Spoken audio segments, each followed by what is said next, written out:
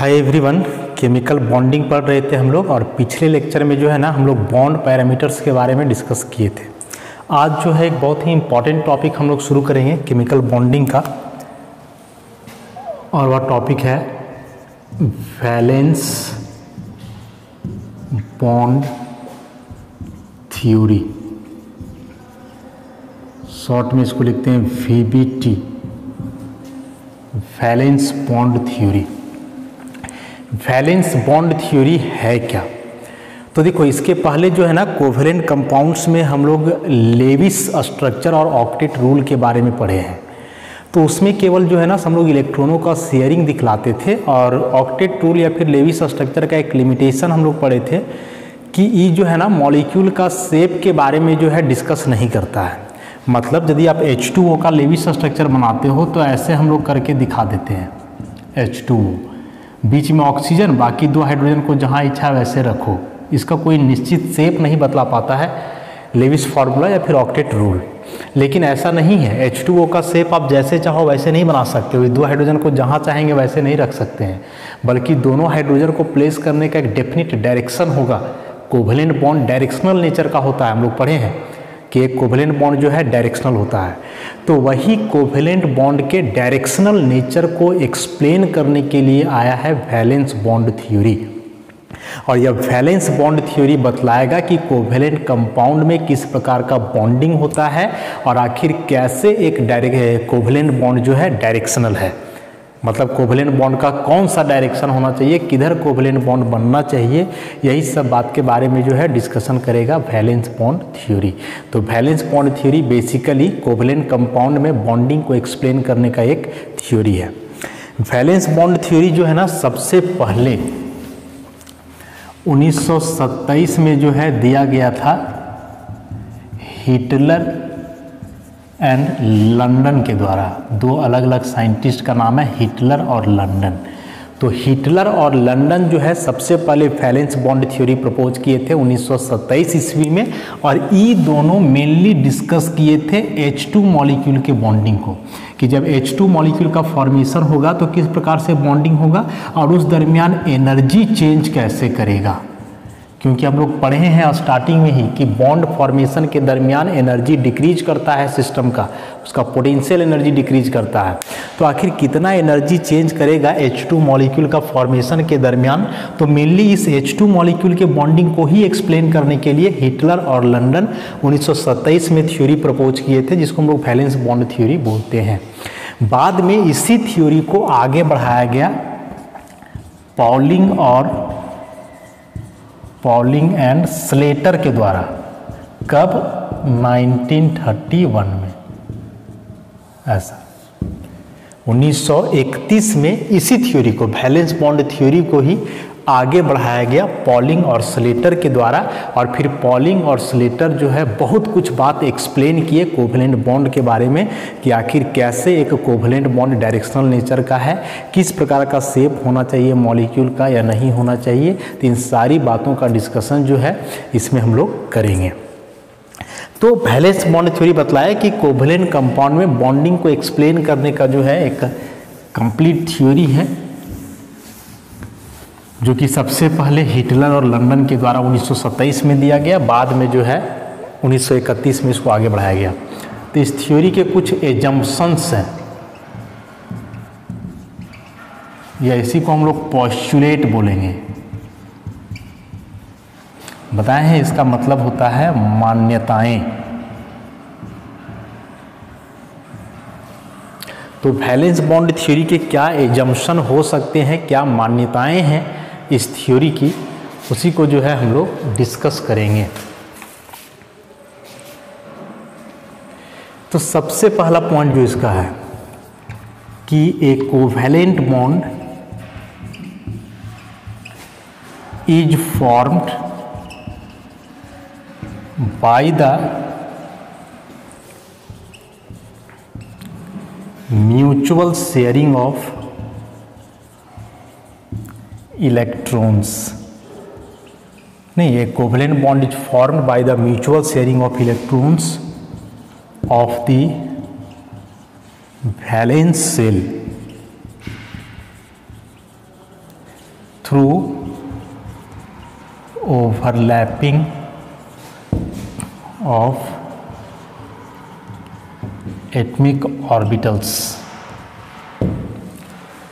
सबसे पहला postulate valence bond theory का, बहुत इंपॉर्टेंट यहाँ से जो है एक कंसेप्ट आएगा। देखो इतना तो पुराना है कि एक कोवलेंट बॉन्ड कैसे बनता है, तो वैलेंस शेल के इलेक्ट्रॉनों का परस्पर साझेदारी से, म्यूचुअल शेयरिंग से, कि जब दो नॉन मेटल एटम्स के बीच बनता है बॉन्ड तो दोनों नॉन मेटल्स अपने वैलेंस शेल के इलेक्ट्रॉनों का शेयरिंग करते हैं, तब जाकर के बनता है बॉन्ड। ये पुराना बात है, लेकिन इसमें से देखो एक नया चीज़ यहाँ पे आया है कि जो इलेक्ट्रॉनों का शेयरिंग होता है वो कैसे होता है, ओवरलैपिंग ऑफ एटॉमिक ऑर्बिटल्स से। एटॉमिक ऑर्बिटल्स आपस में ओवरलैप करते हैं। इसका क्या मतलब हुआ, देखो जैसे हम लोग H2 का लेविस स्ट्रक्चर बना रहे हैं सपोज, तो क्या करते हैं, हाइड्रोजन का एक इलेक्ट्रॉन, इसका भी एक इलेक्ट्रॉन, और ऐसे दिखलाते हैं शेयरिंग, और बीच में हाइड्रोजन हाइड्रोजन के बीच बॉन्ड, ऐसे ही हम लोग करते हैं। लेकिन अब जरा एक्चुअल बात देखो क्या है कि हाइड्रोजन का एटॉमिक नंबर होता है 1, तो ये 1s1, s में एक, ऐसा ये तो हम लोग जानते हैं। दो हाइड्रोजन है तो दूसरा के भी वही होगा 1s1। कहने का मतलब कि हाइड्रोजन के पास जो एक इलेक्ट्रॉन है वो इलेक्ट्रॉन कौन सा ऑर्बिटल में है, 1s ऑर्बिटल में है। तो जब इलेक्ट्रॉन का शेयरिंग होगा ना, तो इलेक्ट्रॉन का शेयरिंग होने के लिए ऐसा नहीं होता है कि इलेक्ट्रॉन ऑर्बिटल से बाहर निकलेगा तब जाकर के शेयरिंग होगा, नहीं, ऐसे नहीं होता है। ये जो इलेक्ट्रॉन ऑर्बिटल में है s में, तो s का शेप हम लोग कैसा पढ़े हैं, स्फेरिकल, एक इलेक्ट्रॉन, इसका भी स्फेरिकल, एक इलेक्ट्रॉन, ऐसे कि हाइड्रोजन एटम में जो एक इलेक्ट्रॉन है वो s ऑर्बिटल में है, और s ऑर्बिटल का शेप स्फेरिकल होता है, एटॉमिक स्ट्रक्चर में हम लोग पढ़े हैं। तो ये जो एक इलेक्ट्रॉन है s ऑर्बिटल में, तो जब इलेक्ट्रॉनों का शेयरिंग होता है ना, तो वे इलेक्ट्रॉन ऑर्बिटल से बाहर निकल करके शेयर नहीं होते हैं। वैलेंस बॉन्ड थ्योरी का कहना है कि जब इलेक्ट्रॉनों का शेयरिंग होता है ना एटम्स के बीच, तो उसके लिए ऑर्बिटल आपस में ओवरलैप करते हैं, मतलब ऐसे कि दोनों ऑर्बिटल जो है आपस में देखो इस तरह से ओवरलैप कर जाएगा, और फिर एक इलेक्ट्रॉन इसका और एक इलेक्ट्रॉन इसका, दोनों आ जाएगा एक जगह, फिर ये हाइड्रोजन हाइड्रोजन, और दोनों के बीच देखो ऐसा बन जाएगा बॉन्ड, और ये दो इलेक्ट्रॉन बॉन्ड वाला यहाँ ऐसे। अलग अलग ऑर्बिटल में इलेक्ट्रॉन है तो सेम स्पिन है, दोनों का डायरेक्शन एक, लेकिन जब दोनों इलेक्ट्रॉन एक साथ आ जाएगा तो अपोजिट स्पिन। पढ़े एटॉमिक स्ट्रक्चर में हम लोग कि जब दो इलेक्ट्रॉन्स एक साथ होते हैं तो उनका स्पिन क्या होता है, अपोजिट होता है, उल्टा होता है। तो यही था इस पहला पॉइंट कि जो कोवेलेंट बॉन्ड बनता है एटम के बीच इलेक्ट्रॉनों का शेयरिंग से, वह इलेक्ट्रॉनों का शेयरिंग कब होता है, जब ऑर्बिटल्स आपस में ओवरलैप करते हैं। चूंकि इलेक्ट्रॉन ऑर्बिटल के अंदर होते हैं तो शेयरिंग के लिए वे ऑर्बिटल से बाहर निकल करके शेयर नहीं करते हैं, उसके लिए ऑर्बिटल को आपस में ओवरलैप करना पड़ता है, मिलना पड़ता है, जैसे कि यहाँ हम लोग H2 मॉलिक्यूल का फॉर्मेशन में देखें। तो बहुत इंपॉर्टेंट और मेन पॉइंट इसका यहीं से हम लोग का आया कि कोवेलेंट बॉन्ड, अब हम लोग ऐसे नहीं बोलेंगे कोवेलेंट बॉन्ड इलेक्ट्रॉनों का शेयरिंग से बनता है तो ठीक है, तो यदि कोई पूछे कि कोवेलेंट बॉन्ड कैसे बनता है तो पूरा बात बोलना होगा कि इलेक्ट्रॉनों का शेयरिंग से, लेकिन तब जब ऑर्बिटल्स आपस में ओवरलैप करते हैं, या एक लाइन में कि एक कोवेलेंट बॉन्ड ऑर्बिटल्स के ओवरलैपिंग से बनता है, ऑर्बिटल आपस में ओवरलैप करते हैं, कंबाइन करते हैं, तब जाकर के फॉर्मेशन होता है किसका, कोवेलेंट बॉन्ड का। सेकेंड पॉइंट इसका हम लोग देखें,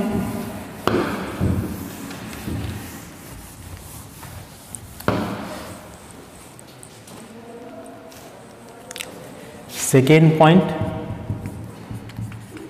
the atomic orbitals of the valence shell having unpaired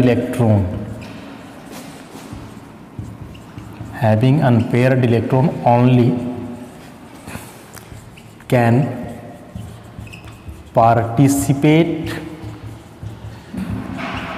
in the overlapping, and those having paired electrons do not participate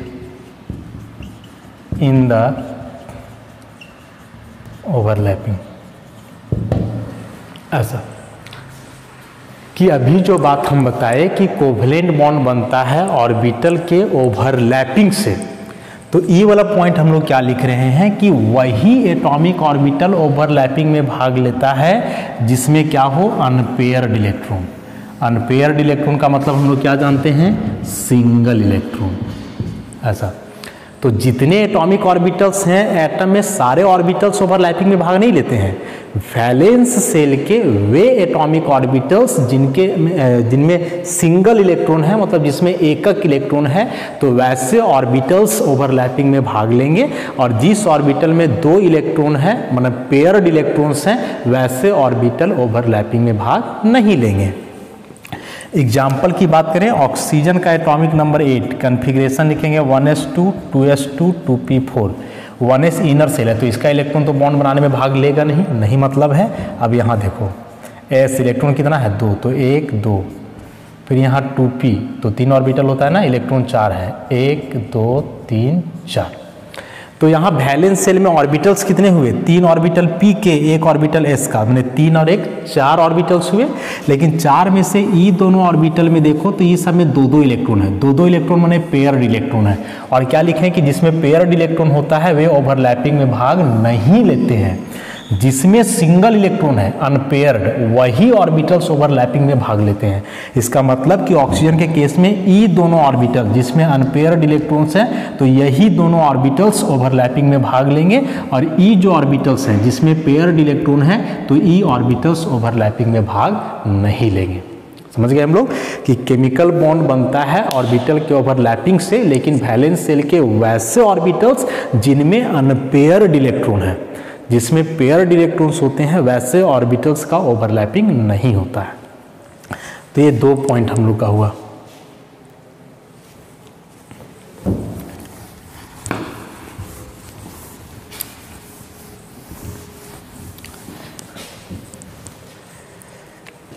तीसरा पोस्टुलेट इसका, the orbitals overlapping together should have same symmetry, that is they have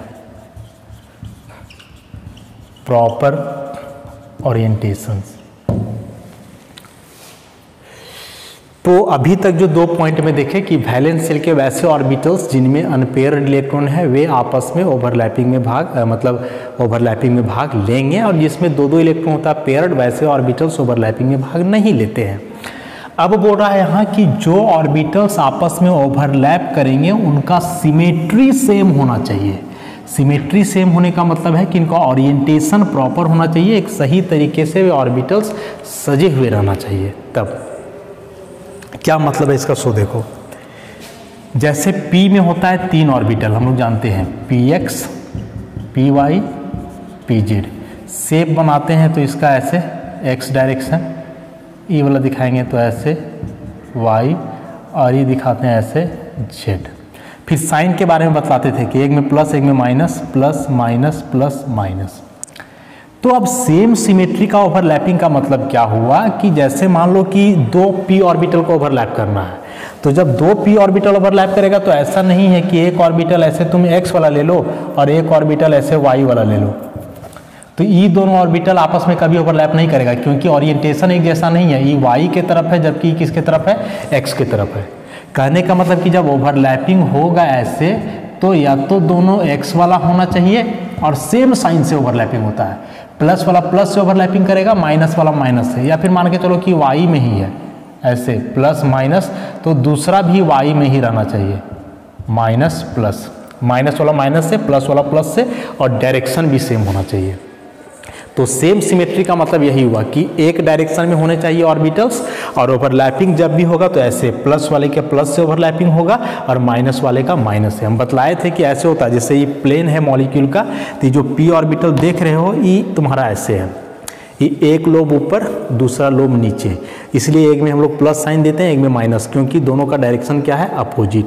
अब मान लो कि एगो और orbital है ऐसे, ठीक है, 2 ऑर्बिटल हम लिए हैं इस प्रकार से ऐसा, तो ई दोनों एक तरफ है तो जाहिर सी बात है कि ई दोनों ऑर्बिटल ऐसे मिलेगा, ई दोनों एक तरफ है तो ई दोनों ऐसे मिलेगा। अब तुम चाहोगे कि इसका ई वाला पार्ट इसके इस पार्ट से कंबाइन करे, ओवरलैप करे, तो ये पॉसिबल है क्या? नहीं है। अरे एक डायरेक्शन होना चाहिए और एक सिमेट्री होना चाहिए, तभी वो ओवरलैपिंग करेगा, प्रॉपर ओरिएंटेशन होना चाहिए। अच्छा, एक को इस डायरेक्शन में और मान लो कि दूसरा हम इस डायरेक्शन में रखें, फिर भी दोनों का मिलना पॉसिबल है? नहीं है। तो यहाँ जो बात लिखे हैं कि ऑर्बिटल्स आपस में ओवरलैप करेंगे, उनका सिमेट्री सेम होना चाहिए, उसका मतलब यही हुआ कि यदि x वाला है तो x से, y वाला है तो y से, z वाला है तो z से, और साथ ही साथ प्लस प्लस कंबाइन करेगा और माइनस माइनस कंबाइन करेगा, अपोजिट कॉम्बिनेशन नहीं होगा, क्योंकि ओरिएंटेशन उस केस में क्या होता है? अलग। अच्छा, यदि कोई पूछे कि s ऑर्बिटल, ई बोल है s ऑर्बिटल, ई किसके साथ ओवरलैप करेगा? x के साथ, y के साथ कि z के साथ? सबके साथ कर सकता है। बतलाए थे कि एस ऑर्बिटल जो स्फेरिकल होता है इसमें तीनों एक्सिस बनाते हैं, एक्स, जेड और ऐसे वाई। तो इसमें एक्स भी है, वाई भी है, जेड भी है, तो ये पी एक्स के साथ भी ओवरलैप कर सकता है, पी वाई के साथ भी कर सकता है, पी जेड के साथ भी कर सकता है, क्योंकि इसमें क्या है? तीनों एक्सिस है। तो ये बहुत इंपॉर्टेंट पॉइंट हुआ कि ऑर्बिटल्स जो आपस में ओवरलैप करेंगे उनका सिमेट्री सेम होना चाहिए, और सिमेट्री सेम होने का मतलब हुआ कि ओरिएंटेशन जो ऑर्बिटल का सजावट है वह एक प्रॉपर वे में होना चाहिए। तो ये 3 पोस्टुलेट हुआ इसका।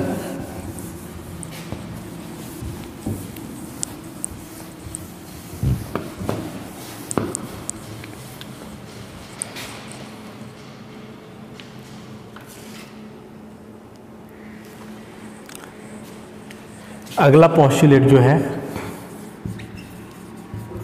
Greater the extent of overlapping between the orbitals, stronger will be the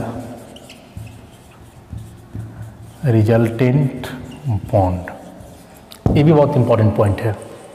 अभी तक देखो 3 पॉइंट में हम लोग क्या देखे कि कोवेलेंट बॉन्ड बनता है ऑर्बिटल के ओवरलैपिंग से।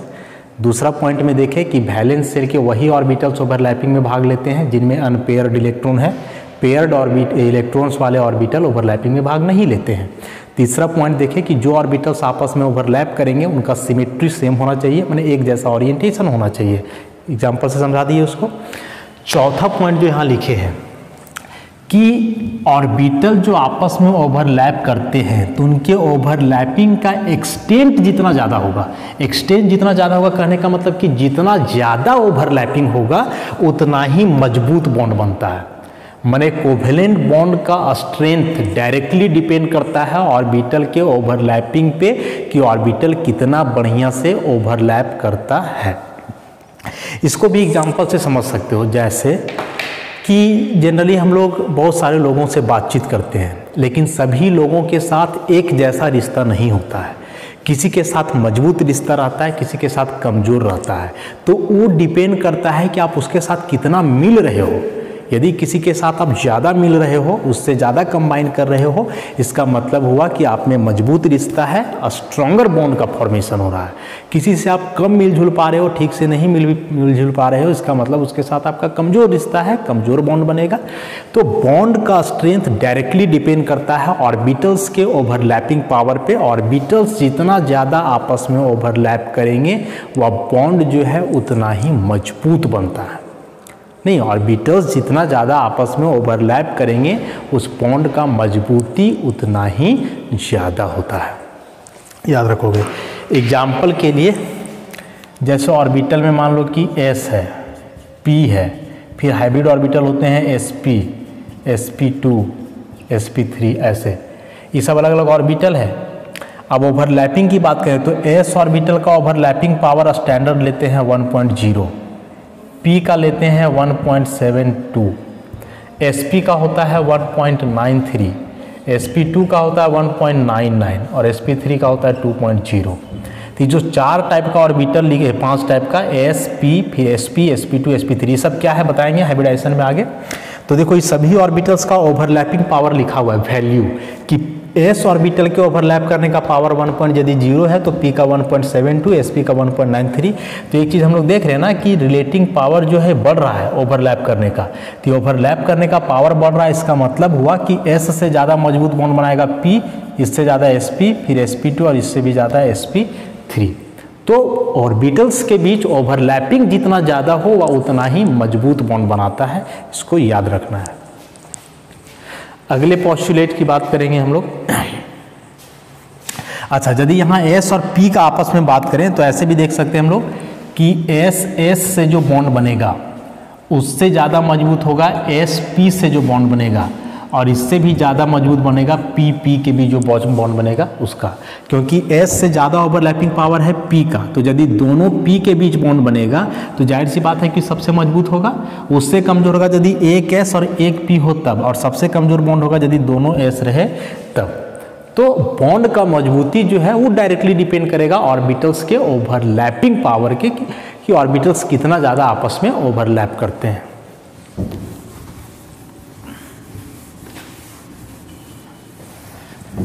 तो 4 पोस्टुलेट्स हुए वैलेंस बॉन्ड थ्योरी के।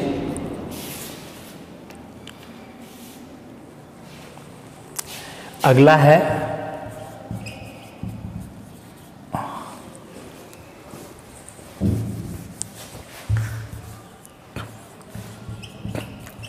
overlapping between the orbitals increases the electron density। क्या लिखे? overlapping between the orbitals increases the electron density in the region between the two nuclei of combining atoms। इसका मतलब क्या है? सो देखो,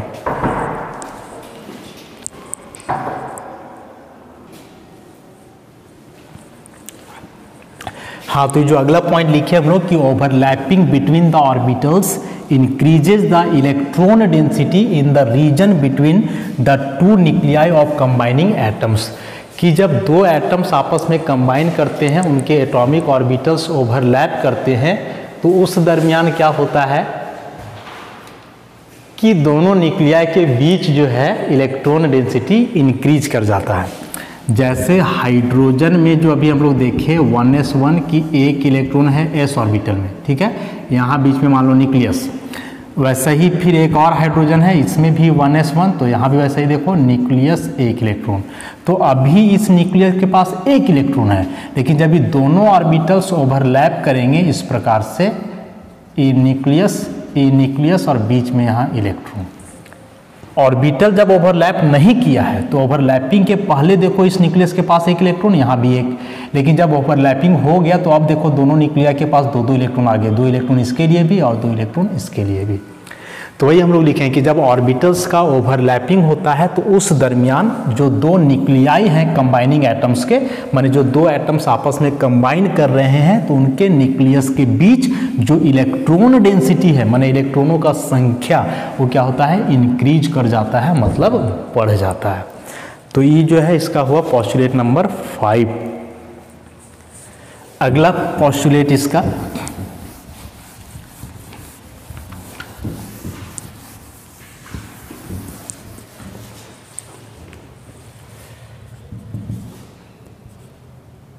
covalent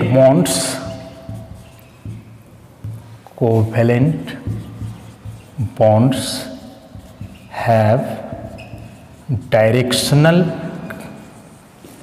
characteristics। Covalent bonds have directional characteristics, बार बार पढ़ते हैं। अभी स्टार्टिंग में ही हम बतलाए कि वैलेंस बॉन्ड थ्योरी इसी को डिस्कस ही करता है कि कोवेलेंट बॉन्ड डायरेक्शनल नेचर का है। कोवेलेंट बॉन्ड डायरेक्शनल नेचर का है, मतलब इसका एक पर्टिकुलर डायरेक्शन होगा। तो कौन सा डायरेक्शन होगा? तो उसी को आगे हम लोग लिखेंगे कि the direction of A covalent bond is that in which the orbitals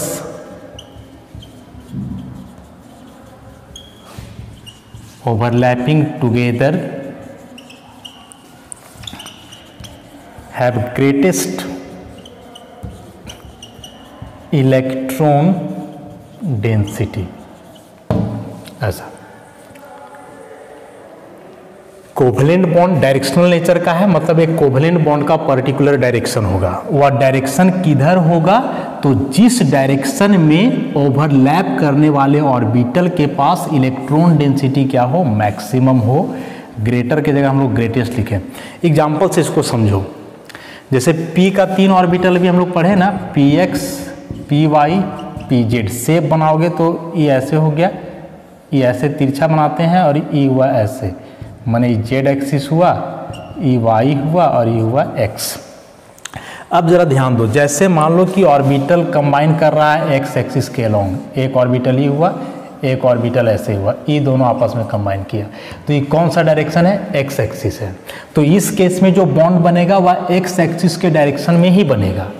लेकिन मान लो कि 2 ऑर्बिटल आपस में कंबाइन कर रहे हैं इस डायरेक्शन से, ऐसे, तो इस बार जो ऑर्बिटल का ओवरलैपिंग हो रहा है, देखो y एक्सिस के अलोंग हो रहा है, तो इस बार जो कोवेलेंट बॉन्ड बनेगा इस डायरेक्शन में बनेगा, y के डायरेक्शन में, क्योंकि इसी डायरेक्शन में ऑर्बिटल ओवरलैप कर रहा है, तो इसी डायरेक्शन में इलेक्ट्रॉन यहाँ ज़्यादा होगा। तो जिस डायरेक्शन से ऑर्बिटल्स आपस में ओवरलैप करते हैं या जिस डायरेक्शन में इलेक्ट्रॉन डेंसिटी ग्रेटेस्ट होता है, वही डायरेक्शन होता है कोवेलेंट बॉन्ड का। यदि ऑर्बिटल्स x एक्सिस से ओवरलैप कर रहे हैं तो बॉन्ड x एक्सिस की तरफ बनेगा, मतलब इसका डायरेक्शन यही होगा। यदि कोई ऑर्बिटल ऐसे ओवरलैप कर रहा है तो इसका डायरेक्शन ये वाला हो जाएगा। वैसे ही मान लो कोई z एक्सिस के लॉन्ग ओवरलैप कर रहा है, देखो ऐसे, इस प्रकार से, तो इस केस में कोवेलेंट बॉन्ड ऐसे बनेगा, Z एक्सिस के अलोंग बनेगा ऐसा। तो एक कोवेलेंट बॉन्ड का डायरेक्शन वही होता है जिस डायरेक्शन से ऑर्बिटल्स ओवरलैप करते हैं, और उसी डायरेक्शन में इलेक्ट्रॉन डेंसिटी भी क्या होता है, ग्रेटेस्ट, मतलब मैक्सिमम। तो अभी बात को याद रखोगे कि यदि कोई पूछे कि कोवेलेंट बॉन्ड डायरेक्शनल, इसका मतलब क्या हुआ, किधर उसका डायरेक्शन होता है, तो जिस डायरेक्शन से ऑर्बिटल्स ओवरलैप करते हैं, जिस डायरेक्शन में इलेक्ट्रॉन डेंसिटी मैक्सिमम होता है 2 न्यूक्लियस के बीच, वही डायरेक्शन होता है कोवेलेंट बॉन्ड का। अगले पोस्टुलेट की बात करें हम लोग,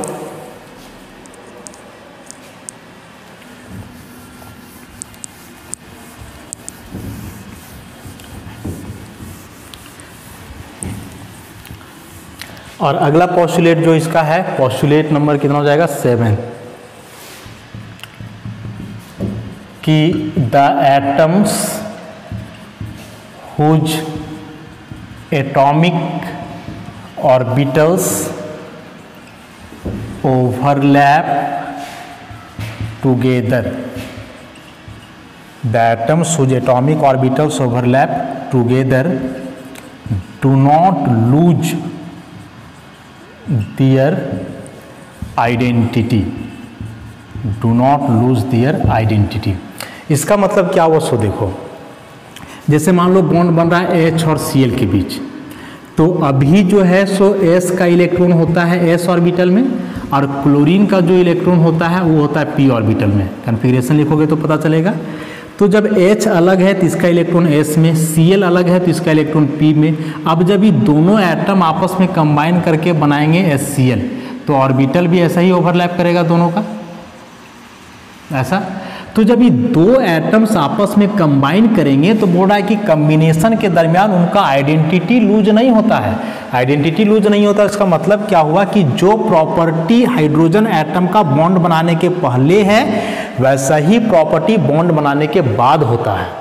प्रॉपर्टी में अंतर नहीं आता है। जो प्रॉपर्टी क्लोरीन का बॉन्ड बनाने के पहले है, वही प्रॉपर्टी क्लोरीन का बॉन्ड बनाने के बाद होगा। माने यदि यहाँ इलेक्ट्रॉन हाइड्रोजन का S में है तो यहाँ इलेक्ट्रॉन PS में रहेगा, पूरी तरह से P में नहीं जाएगा। उसी प्रकार से क्लोरीन का यहाँ P में है तो इलेक्ट्रॉन यहाँ भी P में रहेगा। अब हो जाएगा ये कि यहाँ केवल S में है और यहाँ S और P दोनों के बीच में आ जाएगा। यहाँ केवल P में है और यहाँ S और P दोनों के बीच आ जाएगा। तो जब 2 एटम्स के बीच बॉन्ड बनता है तो उस केस में जो है एटम्स आपस में आइडेंटिटी लूज नहीं करते हैं। तो ये जो प्रॉपर्टी हम लोग लिखे 7 नंबर की the atoms whose atomic orbitals overlap together do not lose their identity, इसका मतलब यही हुआ कि जब दो एटम जिनके ऑर्बिटल आपस में ओवरलैप कर रहे हैं तो ओवरलैपिंग के दरमियान उनका आइडेंटिटी लॉस नहीं होता है, मतलब प्रॉपर्टी उनका रिटेन रहता है। जो प्रॉपर्टी कंबाइन करने के पहले है वैसा ही कुछ प्रॉपर्टी कंबाइन करने के बाद होता है। कहने का मतलब इसको देखो एग्जाम्पल से ऐसे समझ सकते हो कि यदि कोई व्यक्ति सिंगल है, किसी के साथ कोई रिलेशन नहीं है और वही व्यक्ति फिर किसी से रिलेशन बना लिया, तो ऐसा नहीं है कि जो लक्षण उसका रिलेशन बनाने के पहले था वह लक्षण रिलेशन बनाने के बाद बदल जाएगा। नहीं, वो लक्षण जो होता है ना आदमी का कैरेक्टरिस्टिक वो फिक्स होता है, वो कभी बदलता नहीं है, चाहे वो रिलेशन में रहे चाहे रिलेशन में ना रहे। तो वही एटम के साथ है कि एटम बॉन्ड बनावे चाहे ना बनावे, जो उसका प्रॉपर्टी है वो सेम रहेगा, बॉन्ड बनाने के पहले भी और बॉन्ड बनाने के बाद भी। जैसे होता है ना जनरली लोग सिंगल रहता है तो नहीं ये किया वो किया, बाद में कंबाइन कर गया किसी के साथ रिलेशन बना लिया तो उसका प्रॉपर्टी चेंज कर जाएगा, उस आदमी का उसका बिहेवियर चेंज कर जाएगा। ऐसा जनरली नहीं होता है, वह प्रॉपर्टी रिटेन रहता है, प्रॉपर्टी चेंज नहीं करता है। तो यही हुआ इस पॉइंट का मतलब। तो 7 पोस्टुलेट्स हुए, आगे का 1-2 पोस्टुलेट्स और है उसको हम लोग देखते हैं। अगला पोस्टुलेट जो इसका होगा 8वां नंबर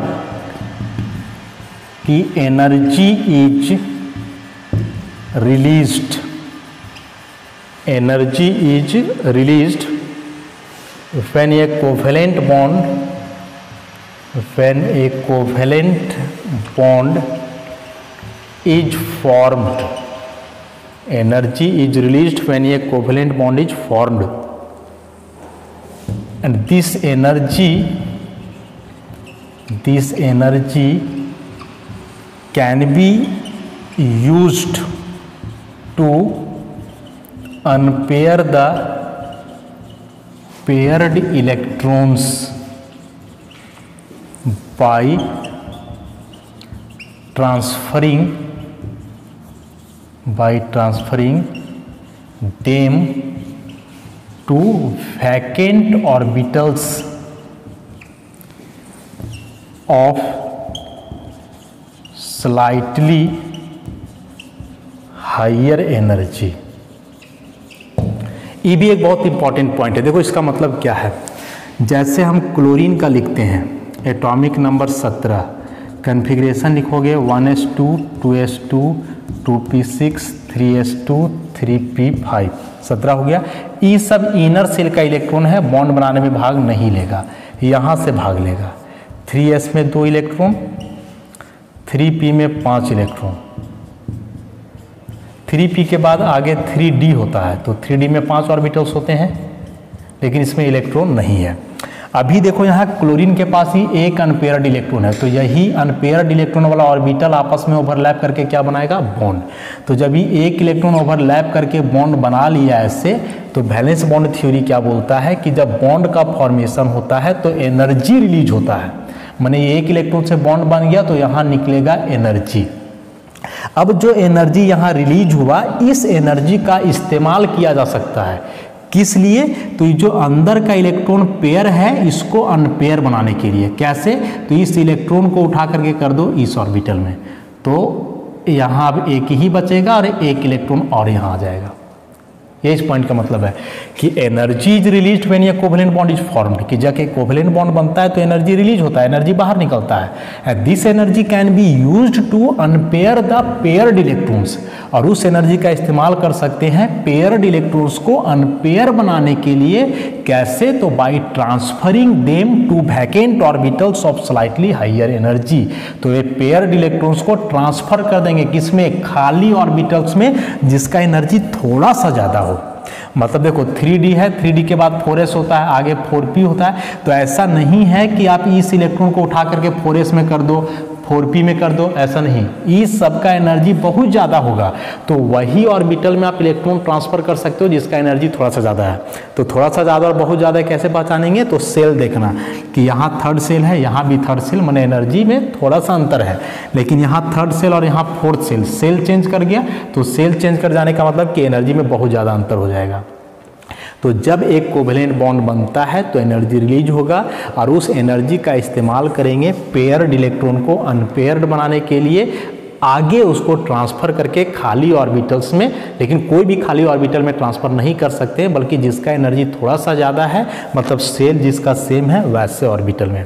तो ऐसा करने से फ़ायदा क्या होगा कि अनपेयर्ड इलेक्ट्रॉन का संख्या बढ़ जाएगा, और जब अनपेयर्ड इलेक्ट्रॉन का संख्या बढ़ेगा तो ज़्यादा से ज़्यादा कोवेलेंट बॉन्ड का फॉर्मेशन होगा, क्योंकि शुरू में एक ही अनपेयर्ड इलेक्ट्रॉन है, तो अभी क्लोरीन एक ही बॉन्ड बना सकता है, लेकिन जब इसको तुम यहाँ कर दिए तो अब 3 हो गया, 1 2 3, तो 3 बॉन्ड बनेगा।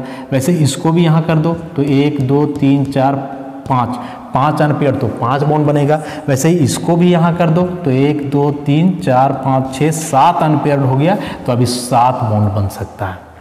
तो ज़्यादा से ज़्यादा अनपेयर्ड इलेक्ट्रॉन रहने का फ़ायदा यही हुआ कि ज़्यादा से ज़्यादा कोवेलेंट बॉन्ड का फॉर्मेशन होगा, क्योंकि बॉन्ड बनाने में वही ऑर्बिटल्स भाग लेते हैं जिनमें क्या होता है, अनपेयर्ड इलेक्ट्रॉन। तो ये था इसका पॉइंट नंबर 8वां। और एक जो इसका लास्ट पॉइंट हम लोग लिखेंगे 9 नंबर में,